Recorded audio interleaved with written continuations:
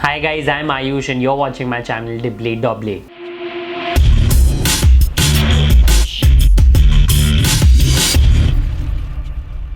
Time to suggest some of the best players that you can look to pick in your Dream 11 team for the second semi-final of the World Cup 2019, Australia versus England, to be played at Edgbaston. Australia versus England in the World Cup semi-final. The ashes before the ashes. England would be coming into this match a bit more confident, I feel, and also they've now zeroed down on a settled 11. Plus they'll also be playing at Edgbaston, a ground which has historically been very lucky for them. They won their last 10 internationals that they played on this ground, and Australia won the last time at Edgbaston in 2001. But then Australia has a happier memory from Edgbaston to take. They actually won the famous semi-final in '99 against South Africa at this very ground. Australia would be a tad disappointed that they ended at the number 2 position after that loss to South Africa, but their bigger issue is the injury worries. Stoinis wasn't looking good in the last match.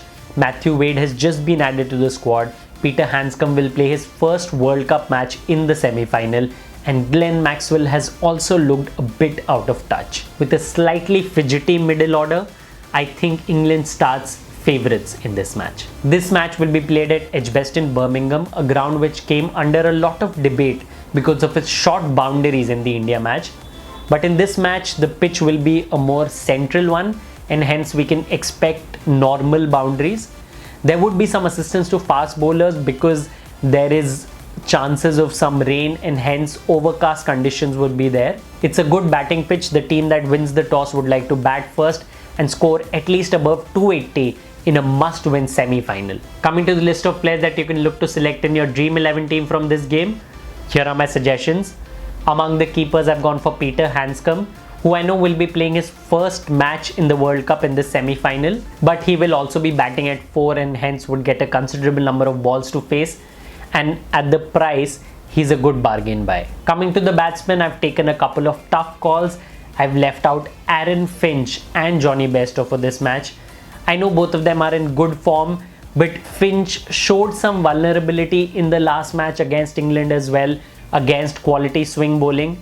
There are chances that he might get out early, and hence I've gone for David Warner, who's in an amazing form in this World Cup, and Steve Smith, who will bat at his usual position at number 3. Among the England batsmen, I've gone for 3.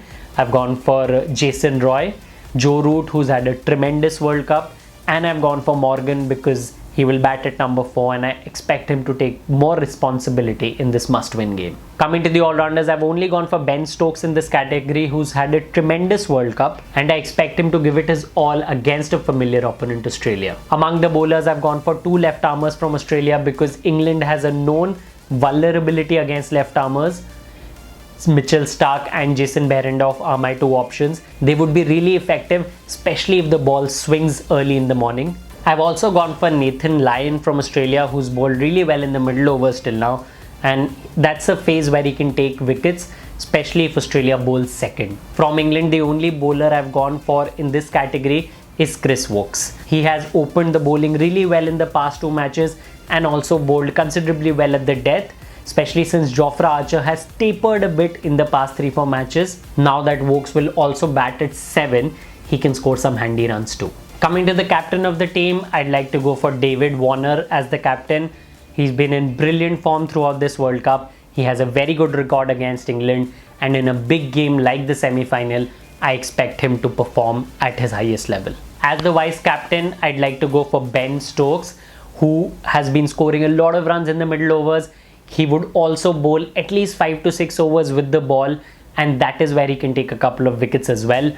So as the vice captain, he can get you good points for your Dream 11 team. Honestly, depending on the toss, I would like to make a couple of changes to the team. If England bowls second, then I would like to pick Adil Rashid instead of Nathan Lyon in this team, because in the second innings, the spinners will get more assistance. Also, if the conditions are not particularly overcast and it looks like a very good batting pitch at the toss, then I would like to go for Finch or Maxwell as one of the choices, and in that case I might leave out Morgan from my team or switch from Smith to Finch as an option. As a couple of surprise pick, it could be interesting to go for Liam Plunkett, who's bowled really well in the middle overs in this World Cup. Knowing that Australia's middle and lower middle order has some issues, Plunkett could get key wickets in the overs 20 to 40. Another good pick can be Pat Cummins, who's been quiet for too long in this World Cup. He has a very good record against Joe Root, and if he comes good in this game, then he can possibly take 3-4 wickets, including that of Joe Root, which will be a big dent for England. So those were my suggestions for this all-important semi-final, Australia versus England. England, I think, might be slightly more desperate to win in front of their home crowd, but that is where the experience of Australia could give them an advantage. That's it from me for Dream11. If you like my suggestions during the World Cup, please follow my channel, Dibbly Dobbly. Thanks a lot.